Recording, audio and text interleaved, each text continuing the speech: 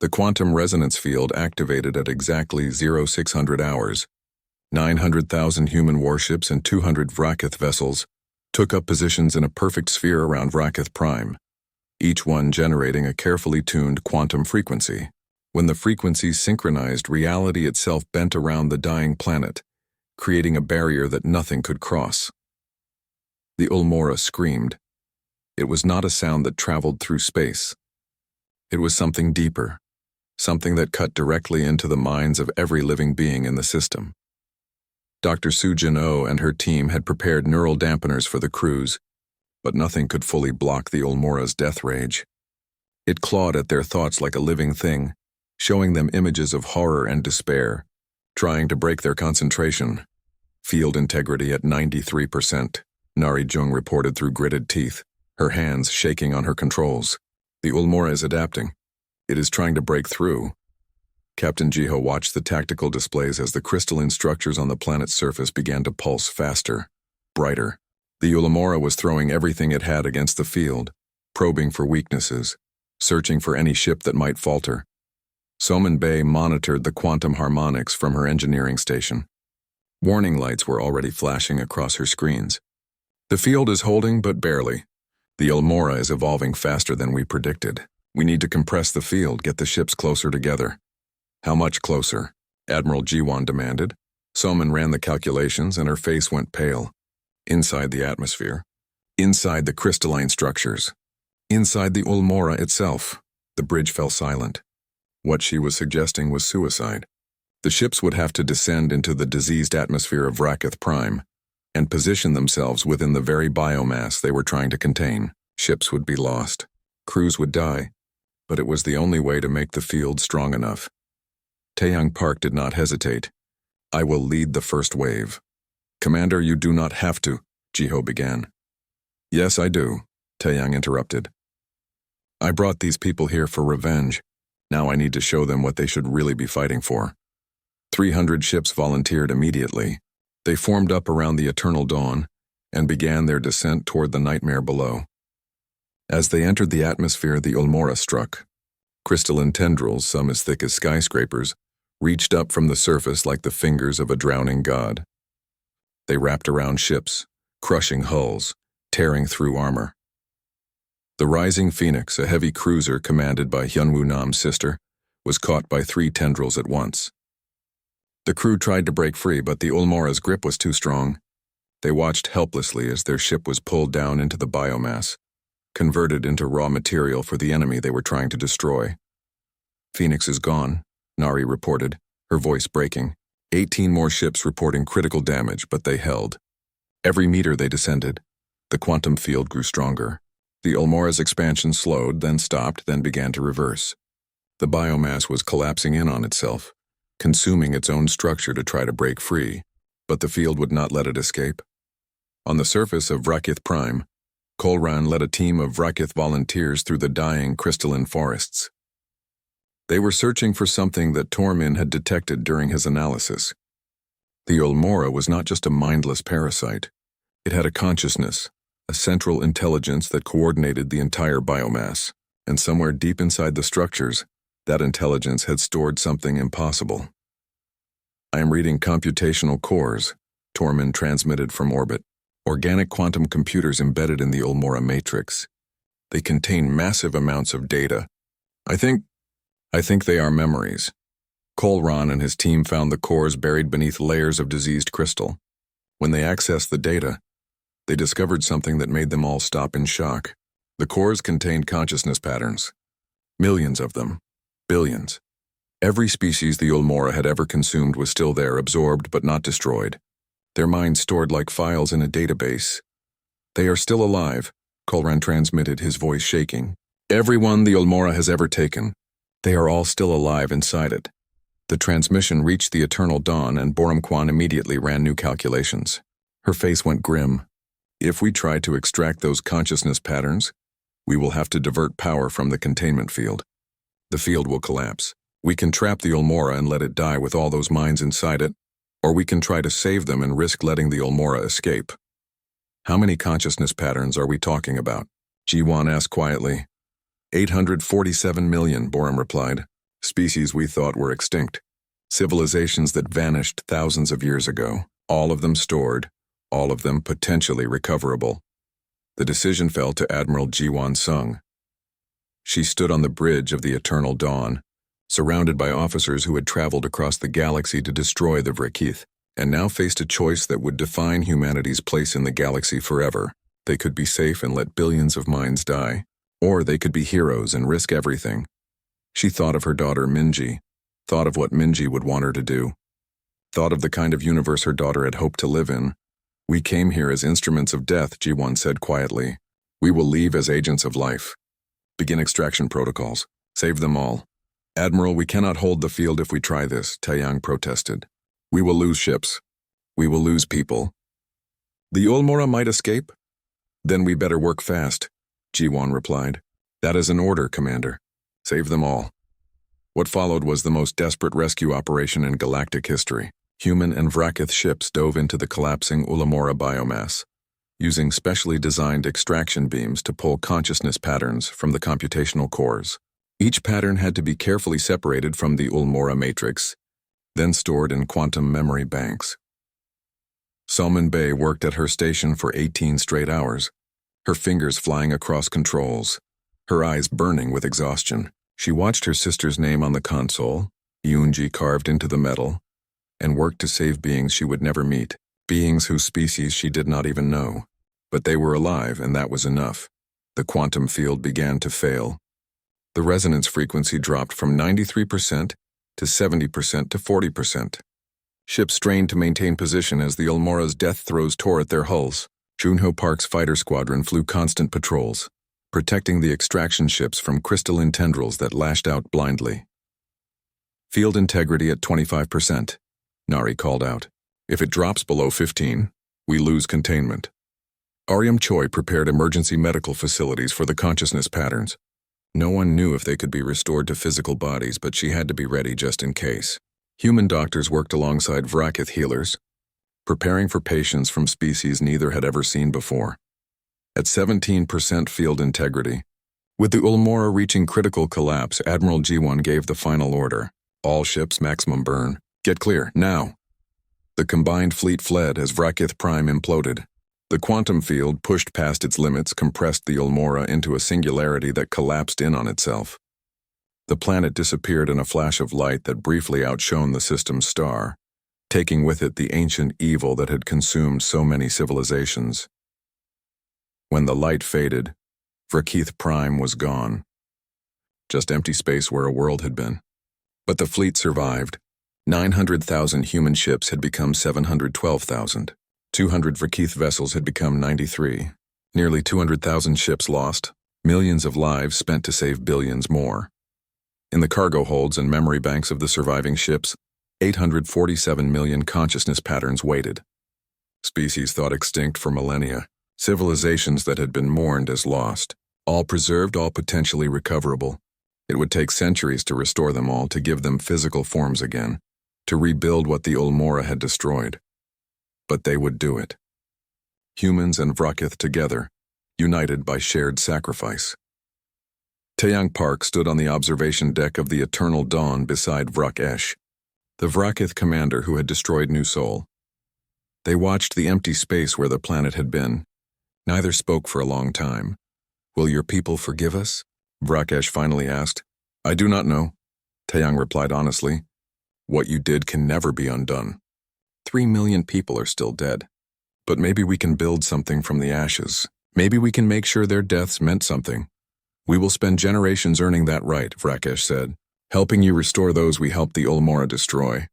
It will not bring back your people, but perhaps it will honor their memory." On Earth, Daeho Shin watched the fleet's approach with tears streaming down his face. They had left as Avengers, consumed by rage and grief. They returned as something humanity had never been before. They returned as saviors, as protectors, as the bridge between vengeance and mercy. Hana Kim's greenhouses were still ash. Minyo Choi's Peace Center was still melted glass. Little Yuna Lee was still gone, along with 3 million others. The pain would never fully heal. The loss would never be undone. New Sol would always be a scar on humanity's collective heart. The hangar bay of the Eternal Dawn had never been designed to hold refugees. But now it was packed with Vracath survivors, hundreds of them huddled in makeshift shelters thrown together from cargo containers and emergency supplies. The smell was overwhelming, a mix of alien biology and fear that made many human crew members sick to their stomachs. Ariam Choi moved among them with her medical team, treating injuries and sickness. 3 weeks ago, she had tried to kill a Vracath prisoner with her bare hands. Now she was giving them medicine and water. The irony was not lost on her, but she pushed those thoughts aside and focused on her work. A wounded being was a wounded being, regardless of what species had destroyed her home colony. Dr. Sujin Oh sat with a group of Vracath elders, listening to their stories through translation devices. The picture they painted was horrifying. The Ulmora had been subtle at first, infiltrating Vracath society through neural parasites too small to detect. They had taken control of key leaders, military commanders, scientists, anyone with power or influence. The attack on New Sol was their design, explained an elder named Kolran. His skin was marked with scars and one of his arms ended in a stump. They wanted to test humanity, to see if you would fight back, to measure your capacity for violence and hatred. When they saw you building this fleet, saw the rage driving you across the galaxy, they decided you were too dangerous to harvest directly. So they abandoned you instead, Sujin said, making notes on her tablet. Left you to die while they moved on to easier targets. Yes, Kolran replied. We were useful tools. When we broke, they discarded us. He paused, his large eyes meeting hers. The commander who ordered the attack on your colony is here, among the refugees. We brought him because we wanted to give you the chance to execute him yourselves. It seemed only right, Sujin went still. You brought him here? The one who murdered 3 million people? His name was Vrakesh. He was a decorated officer, a good leader respected by his soldiers. Then the Ulmora put their parasite in his brain, and he became a weapon. After the attack, the parasite died. He remembers everything he did. Every order he gave, every life he ended. It has destroyed him more surely than any execution could. Taeyang Park arrived at the hangar 20 minutes later. He had heard the news about Vrakesh and demanded to see the prisoner immediately. Guards brought the Vracath commander to a secure interrogation room, his wrists bound, his head down. Taeyang stood on the other side of the force field and stared at the being responsible for so much pain. Vrakesh looked up slowly. Through the translator, he spoke first. I will not ask for mercy. I do not deserve it. I gave the order to fire on your colony. I watched your people die and felt joy. Those were not my true emotions, but they were real in the moment. The Ulmora parasite fed on suffering, and it used me to create more of it. Millions died, Taeyang said, his voice cold and controlled, including my cousin. She was a teacher. She loved children. She wanted to make the universe better. You erased her from existence. Yes, Vrakesh said simply. I did. I would ask you to kill me now. But I understand you have more important concerns. The Ulmora must be stopped, so I will help you in any way I can, and then you may take my life. That is my offer, the only thing I have left to give. Taeyang stood there staring at this broken creature, feeling 18 months of hatred warring with something he did not want to name.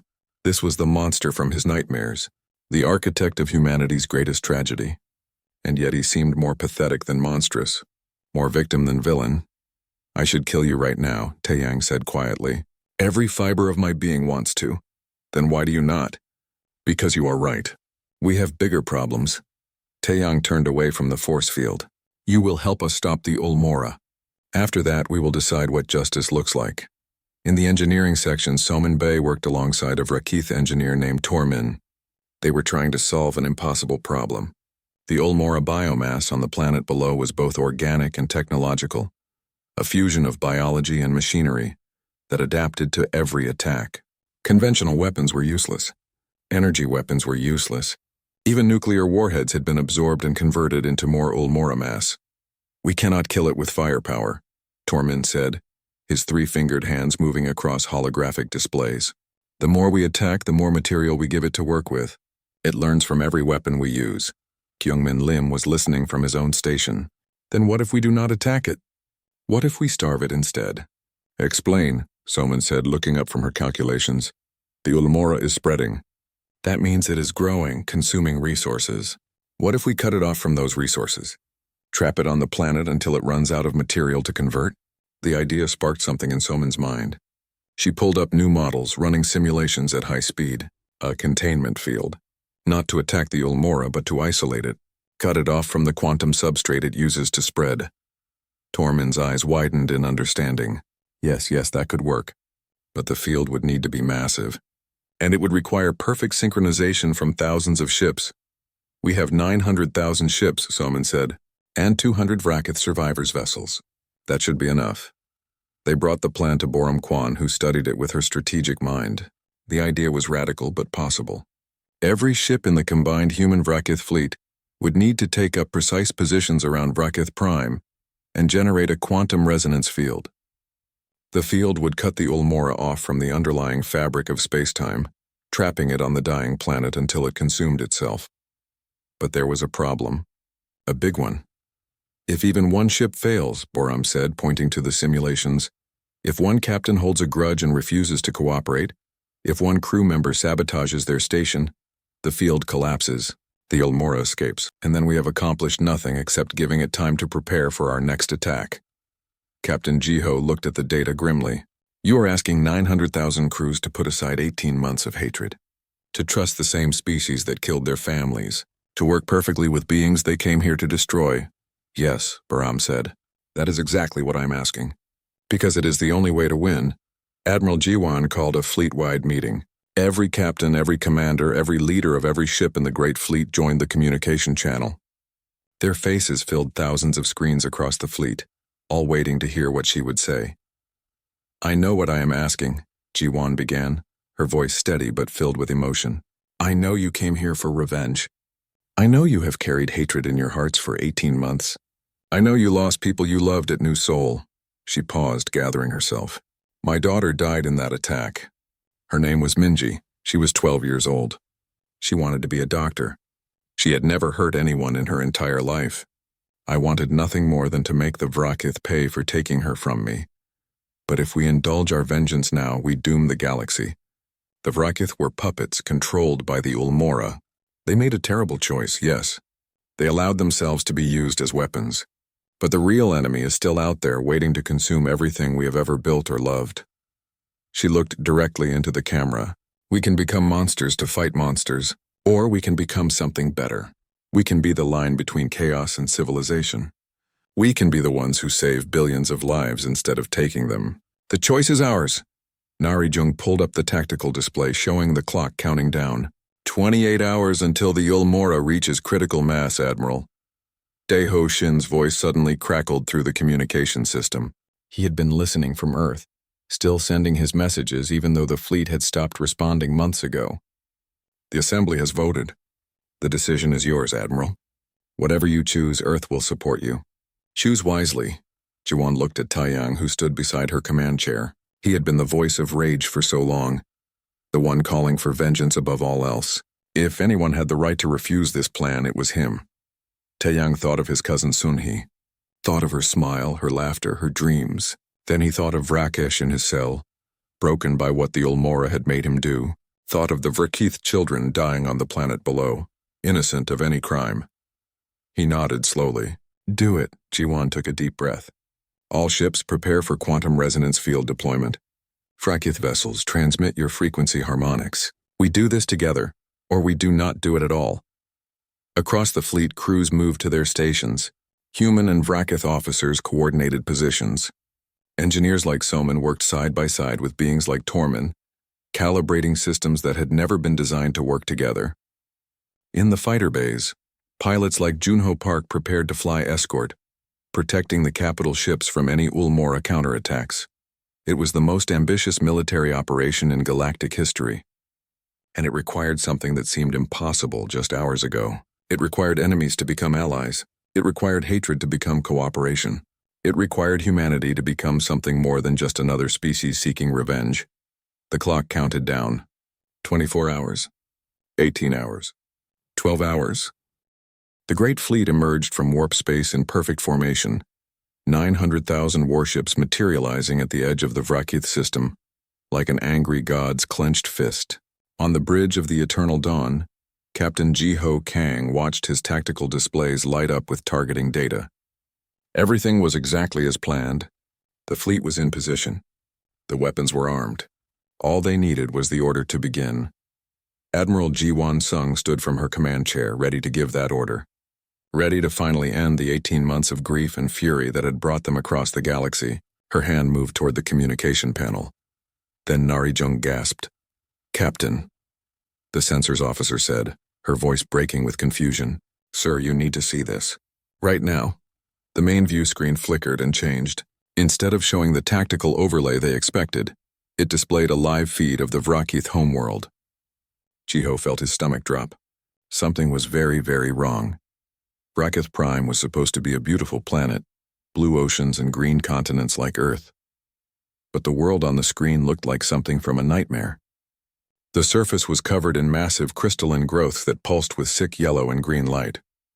The structures were huge, some of them reaching up through the atmosphere like twisted fingers clawing at space. The oceans had turned black.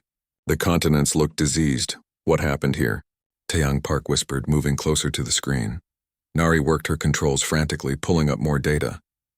"Hundreds of Vrakith ships in orbit, sir. But they are all dead.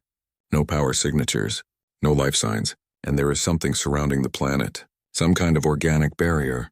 I have never seen anything like it in any database." The bridge crew stared in stunned silence. They had traveled 18 months to destroy this world, only to find it already dying. The sense of anticlimax was crushing. All that rage, all that grief, all that preparation, and someone else had gotten here first. "Get me detailed scans," Jiwan ordered, her command voice returning. "I want to know what we are looking at." Before Nari could respond, an incoming transmission alert sounded. Not from the planet, but from somewhere in the outer system. A cluster of ships was hiding in the asteroid belt, their power signatures barely registering on sensors. They were Vrakith vessels, but different from the dead ones in orbit. These were alive, running on minimal power, clearly trying to stay hidden. "Should we destroy them?" Boram Kwan asked, her finger hovering over the weapons control. "Wait," Jiho said. "Let us hear what they have to say." The transmission came through. A Vrakith face appeared on the screen, but it looked nothing like the proud warrior species that had massacred New Sol. This Vrakith was thin, starving, its skin hanging loose on its frame. Its eyes held a terror so deep it transcended species. "Humans," it said through the translation system. "Please, please help us." The words hung in the air like something impossible. Help them? Help the species that had murdered 3 million innocent people? The bridge crew looked at each other in confusion and anger. This had to be a trick, some kind of trap. But the Vrakith kept talking, its words tumbling out in desperate waves. 6 months ago, it said, 3 months after the attack on New Sol. A new species had arrived in Vrakith space. They called themselves the Ulmora, and they were like nothing the Vrakith had ever encountered. The Ulmora were parasites. They consumed entire civilizations, breaking down organic and inorganic matter and converting it all into more of themselves. They had done this to thousands of worlds across millions of years. They were old, possibly the oldest species in the galaxy, and they viewed all other life as nothing more than resources to be harvested. "The attack on New Sol," the Vrakith said, its voice shaking. "It was not our choice. The Ulmora had already infiltrated our government. They put parasites in our leaders' brains, made them give the order. It was a test, to see if humanity would be a good harvest, to see if you would fight back." Sujino stepped forward, her face pale. "You are saying you attacked us because some other species made you do it?" "Yes," the Vrakith replied. "We were controlled, manipulated, but that does not make it right. We know this. We do not ask for forgiveness. We do not deserve forgiveness. 3 million of your people died because we were weak, because we allowed ourselves to be used as weapons." The Vrakith's image shifted, showing new footage. The Ulmora arrival at SciFiPrime. The crystalline growth spreading across the surface like cancer. Cities consumed in hours. Billions of Vrakith dying as their bodies were broken down and absorbed. The survivors fleeing into space, chased by Ulmora ships that hunted them like prey. 7 billion Vrakith lived on our homeworld, the alien said. Now only 2 million survive. We are scattered across the system, hiding, waiting to die. The Ulmora will finish us soon. But before we are gone, we wanted you to know the truth. We wanted you to know that your enemy is not dead. It has just changed form. Taeyang slammed his fist on the console. This is a trick. It has to be. They are trying to escape justice by blaming some other species. But Nari was already running deep scans of the planet. Her face went white as the data came back. "Sir, the Olmora biomass is growing. The computer estimates it will reach critical mass in 72 hours. Once that happens, it will be able to spread to other systems, including our colonies." A map appeared on the screen showing the predicted spread of the Olmora if they were not stopped. Red lines stretched across the galaxy like blood vessels reaching toward human space. New Beijing, New London, New Tokyo, all the colonies humanity had built would be next. And after them, Earth itself. Junho Park pulled up tactical data from his fighter squadron.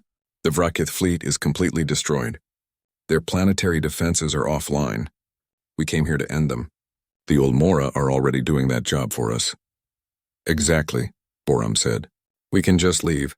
Let this Olmora finish what we started. The Vrakith will be extinct. We get our revenge without firing a shot. The logic was cold and perfect. They could turn around and leave. Watch from a safe distance as the species that killed 3 million humans was wiped out by something even more terrible. Justice would be served. The mission would be complete. Salmon Bay spoke up from her engineering station, her voice quiet but clear. Or we could save them, and in doing so, save ourselves. Everyone turned to look at her. She stood up, walking to the tactical display, her hands shaking slightly. If the Olmora reach our colonies, millions more will die. Maybe billions. My sister is already gone.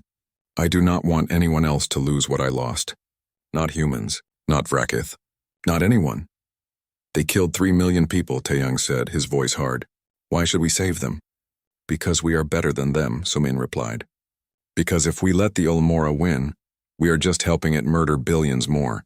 Because revenge is not worth the extinction of 2 species. The bridge fell into tense silence. Outside the viewports, 900,000 human warships waited for orders. Each one packed with enough firepower to level cities. Each crew member burning with 18 months of hatred. They had come so far for this moment. Sacrificed so much, and now everything they thought they knew was wrong. Admiral Jiwon stared at the image of SciFiPrime, watching the crystalline growths pulse and spread. She thought of her daughter Minji, dead at New Seoul, thought of all the other children who had died, thought of the Vrakith children who were dying right now, consumed by an ancient evil that cared nothing for justice or mercy, or the difference between guilty and innocent. Contact the Vrakith refugees, she finally said, and get me our xenobiologists. We have 72 hours to figure out how to kill a god. Taeyang turned to her in shock. Admiral, we came here for revenge. The Vrakith deserve to die for what they did. Maybe, Jiwon said quietly, but we do not deserve to become monsters to achieve it. And we definitely do not deserve to let the entire galaxy burn just to satisfy our anger. She looked around the bridge at her crew. The mission has changed. We are no longer executioners. We are now the last line of defense between the Olmora and the rest of the galaxy. Anyone who cannot accept that is free to take a shuttle back to human space. No one moved. After a long moment, Jiho nodded. You heard the Admiral? All hands battle stations, but hold fire on the Vrakith ships. We are going to need their help. The Eternal Dawn's crew scrambled to their positions, but this time with a different purpose. Not to destroy, but to defend. Not to take revenge, but to prevent an even greater catastrophe. In the outer system, the Vrakith refugees received the human transmission and wept with relief. They had expected death. Instead, they found something they never thought possible. They found mercy. The great fleet that had come to end the Vrakith now prepared to save them. And in doing so, perhaps save what remained of humanity's soul. Outside, the crystalline growths on SciFiPrime continued to spread, counting down to the moment when they would reach critical mass and doom the galaxy. 72 hours. That was all the time they had. The clock was ticking. The eternal dawn cut through the darkness between stars like a blade through water. Captain Jiho Kang walked the corridors of his ship during the night cycle, when most of the crew should have been sleeping. But the bunks were half empty. More and more people were staying awake, their eyes fixed on screens showing the same terrible images over and over again. 14 months had passed since the fleet left Earth. 14 months of traveling through the empty void, getting closer to their target with each passing day, but something had changed in the crew during that time, something that worried Jiho more than he wanted to admit. He stopped outside the common area and looked through the window. 20 crew members sat in silence watching footage from New Seoul's final moments. The images were burned into everyone's memory by now. Buildings melting. People running. The sky turning white with heat. But they watched anyway, feeding the anger inside them like stoking a fire that refused to die.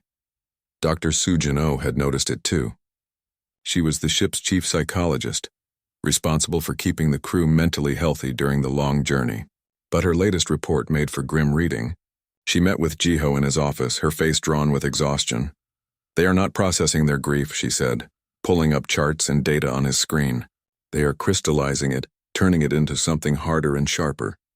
Kyungmin Lim in engineering has stopped eating regularly. He has lost 15 kilograms. Ariam Choi attacked a Vrakith prisoner last week. If security had not pulled her off, she would have killed him with her bare hands. The Vrakith prisoner was one of 2 they had captured during the journey. 4 months earlier, the fleet had encountered a Vrakith scout ship near a border system. The scouts had tried to flee, but human fighters were faster. Most of the Vrakith crew had died in the capture, but 2 had survived. Seo Jun Han had conducted the interrogations. He was a specialist in extracting information, trained in techniques that existed in a gray area between legal and illegal, but the Vrakith had told them nothing useful. They claimed the attack on New Seoul had been ordered from the highest levels of their government. They claimed they were just following orders. When pressed harder, they had simply stopped talking entirely. One of them had killed himself 3 days later, using a concealed blade to open his own throat before the guards could stop him. The other remained in his cell, silent and waiting for the humans to do what everyone knew they would eventually do. Admiral Ji-won-sung called a meeting of the senior staff in the war room. Holographic displays showed the Vrakith home system in perfect detail, information gathered from decades of long-range observations and spy probes. SciFiPrime was a beautiful world, blue and green like Earth. Home to 7 billion living beings, Boram Kwan was the fleet's chief strategist, a woman who had planned military operations for 30 years. She walked them through the attack plan with cold precision. The fleet would drop out of warp at the edge of the system and immediately launch every fighter and missile they had. The Vrakith orbital defenses would be overwhelmed in minutes. Then the capital ships would move in and begin bombardment of the surface. Estimated civilian casualties in the first hour? Ji-won asked, her voice flat. 7 billion, Boram replied without emotion. Their major cities will be gone in the opening salvo. After that, we systematically destroy every settlement over 10,000 people. Complete extinction within 48 hours. The room fell silent. 7 billion lives. Not 3 million like New Seoul. 7 billion. Men, women, children who had nothing to do with the attack, who probably did not even know it had happened.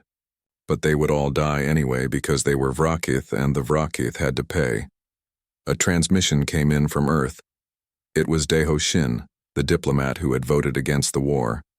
His face appeared on the screen, older and more tired than when the fleet had left. He had been sending messages regularly, always the same plea: stop, turn back, find another way. You carry the weight of genocide on your shoulders, he said, his voice breaking. Once you do this, there is no undoing it. Humanity will be remembered forever as the species that exterminated another intelligent race.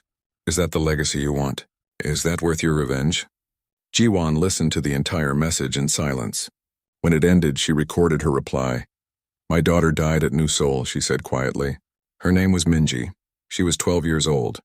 She wanted to be a doctor and help people. She had never hurt anyone in her entire life. But the Vrakith killed her anyway. They killed her and 3 million others without warning, without mercy, without reason. You ask if revenge is worth it? I ask if justice demands anything less. She sent the message and then ordered the communication system shut down. No more transmissions from Earth. No more doubts. They were 4 months from the target now. 4 months from finally ending the pain that had consumed them all. Salmon Bay worked 18-hour days in engineering, making sure every weapon system was functioning at peak efficiency. She ate her meals at her station, the one with her sister's name carved into the metal. Yoonji. Sometimes she would trace the letters with her finger, remembering the sound of her sister's laugh, the way she would always end their video calls by saying she loved her. The weapons Soman was maintaining could destroy continents. Each of the 900,000 ships in the fleet carried enough firepower to level a major city. Put together, they could turn an entire planet into a lifeless rock. And Soman made sure every single warhead, every railgun, every energy cannon was ready to fire. In the fighter bays, Jun-Ho Park ran endless simulations. He was Tae-Yang's nephew, but he tried not to think about that. Tried not to think about how his uncle had become something cold and hard during the journey. How the man who used to laugh and tell jokes now only talked about kill ratios and target priorities. Jun-Ho's simulator showed the approach to HFY, the city centers highlighted in red. His orders were simple. Strafe the population centers. Maximum damage. Keep firing until nothing moved. He had run the simulation 200 times. He could do it in his sleep now. In 18 hours he would do it for real. The remaining Vracath prisoner was brought before Admiral Jiwon. His name was something unpronounceable in human languages, a series of clicks and growls that the translator rendered as static. He stood in the briefing room, his wrists bound, and stared at the human officers with what might have been resignation or defiance. "Why did your people attack New Seoul?" Tae-Yang demanded. He had been asking the same question for months, always getting silence in return. But this time the Vracath spoke. "Orders," he said through the translator. "From the top. From the leaders. We were told it was necessary. Told it was strategic. We did not question. We never question. 3 million people," Tae-Yang said, stepping closer. 3 million innocents. "And you just followed orders?" The Vracath met his eyes. "Yes, just as you are following orders now. Just as you will follow them when you exterminate my entire species. We are the same, human. Both of us killers. Both of us convinced we are righteous." Tae-Yang hit him, his fist connected with the alien's jaw, snapping his head to the side. Guards pulled Tae-Yang back before he could strike again. The Vracath spit out blood and laughed, a sound like breaking glass. "See?" he said. "The same." They threw him back in his cell. Tae-Yang stood in the corridor afterward, his hand throbbing, and wondered when he had become the kind of person who would strike a prisoner. Wondered when the line between justice and revenge had blurred so completely he could not see it anymore. 3 months from target. 2 months. 1 month. The fleet maintained perfect formation, 900,000 ships moving as one enormous weapon. They passed through 6 different systems on their journey, and each time they detected any Vracath presence, they destroyed it without hesitation. Scout ships, cargo vessels, even a civilian transport, all of them turned to debris. No warnings, Jiwon had ordered. No mercy. Let them know what is coming. The messages from Earth had stopped after Jiwon cut communications, but Daeho kept sending them anyway, hoping someone in the fleet would listen, hoping someone would be the voice of reason. His messages floated through space, reaching out to 900,000 ships, and not a single one responded. Captain Jiho lay in his bunk during what should have been sleep periods, staring at the ceiling. He thought about his life before all this, about his wife and son waiting for him on Earth, about the man he used to be, the one who believed in laws and rules and doing things the right way. That man felt like a stranger now, someone from another life. In 4 days they would arrive at the Vracath system. In 4 days the killing would begin, and somewhere deep inside, in a place Jiho tried not to examine too closely, he wondered if they had already lost something important. Wondered if the Vracath had taken more than 3 million lives at New Seoul. Maybe they had taken humanity's soul. The air in the United Earth Assembly Hall felt heavy with grief. Commander Tae-Yang Park stood at the podium, his hands gripping the edges so hard his knuckles had turned white. Behind him, holographic displays showed the same horrifying images that had been playing on every screen across Earth for 6 months. The colony of New Seoul was nothing but blackened glass now, its surface melted and fused by weapons so powerful they had turned an entire world into a grave. 3 million people had lived there. Men, women, children who had done nothing wrong except exist in the wrong place at the wrong time. Hana Kim had grown food there in massive greenhouses that stretched for miles. Her tomatoes and rice had fed half the outer colonies. Minho Choi had built a cultural center where humans and friendly alien species learned about each other. His dream had been peace between all intelligent life. Little Yuna Lee had been 7 years old, born on New Seoul, and had never even seen Earth. She had drawn pictures of both her homeworld and humanity's cradle. Dreaming of visiting one day, they were all dead now. Every single one of them. The Vracath Dominion had appeared in orbit without warning. No communication, no demands, no explanation. Their weapons had simply opened fire, turning the planet's surface into molten rock in less than 3 hours. By the time Earth's defense forces arrived, the Vrkith ships had already vanished back into deep space. All that remained was silence and ash. Taeyang had read every report. He had watched every recording recovered from satellites. He had memorized the names of every single victim. His own cousin had been among them, a teacher named Sunhee who had loved her students more than anything in the universe. Now she was vapor, scattered across a dead world. Admiral Jiwon Sung stepped forward to address the assembly. She was a decorated veteran of the border wars, a woman who had spent 40 years in space protecting humanity's expansion into the galaxy. Her face looked like it had been carved from stone, but her eyes betrayed the rage burning inside her. She activated a new display. Ship schematics filled the air, thousands upon thousands of them. Warships of every class, from small destroyers to massive dreadnoughts. Each one was marked with a green status light, meaning it was ready for deployment. 900,000 ships, she said, her voice carrying across the silent hall. Every naval yard in the solar system has been working around the clock. Every reserve vessel has been pulled from mothballs and upgraded. Every volunteer who lost someone at New Sol has been trained and equipped. This is the largest military fleet in human history. The numbers were staggering. 900,000 warships meant 900,000 crews. Millions of people, all volunteers, all burning with the same cold fury that had consumed Earth since the massacre. The fleet was so large it would take 3 full days just for all the ships to launch from their various stations. Daeho Shin stood up from his seat among the diplomats. He was an old man, one who had negotiated peace treaties with a dozen alien species over his long career. His voice shook as he spoke. "This is madness," he said. "We should try to communicate with the Vrkith first. We need to understand why they did this. Maybe there was a reason. Maybe it was a mistake or a rogue commander. We cannot condemn an entire species without even attempting dialogue." The hall erupted in angry shouts. People screamed at Daeho, called him a coward and a traitor. How could he suggest talking to the monsters who had murdered 3 million innocent people? What possible reason could justify such slaughter? Taeyang's voice cut through the chaos like a blade. "They wrote their message in the blood of our children," he said quietly. But everyone heard him. "They came to our peaceful colony and erased it from existence. That was their communication. That was their dialogue. Now we will respond in the only language they seem to understand." The vote was called. Every member of the assembly had a button before them. Green for peace, red for war. The lights flickered across the hall as people made their choices. When the count finished, the results showed on the main display. 473 votes for war, 2 votes for peace. Daeho sat down slowly, his face in his hands. The fleet would launch in 3 months. Word spread across Earth within minutes. In the shipyards orbiting Mars, workers cheered and redoubled their efforts.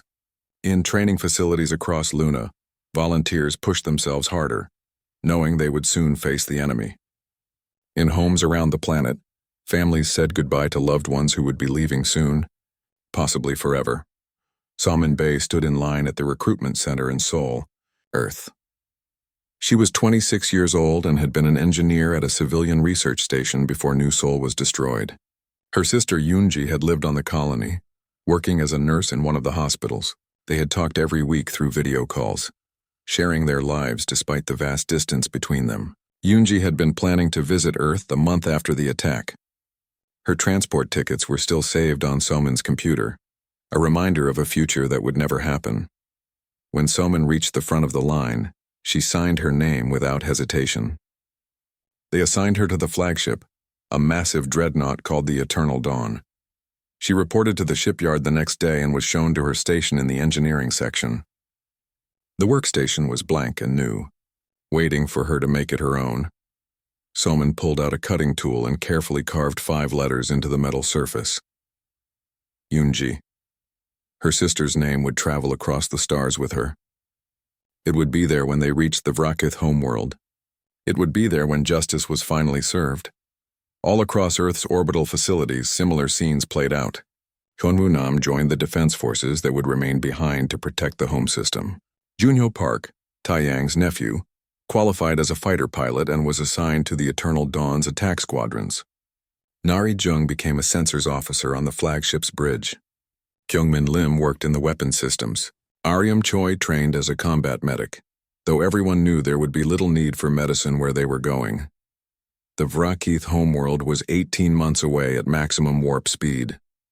18 months for the anger to grow, 18 months for the pain to fester, 18 months for 900,000 ships and their crews to transform from grieving families into instruments of vengeance. Launch day came on a gray morning.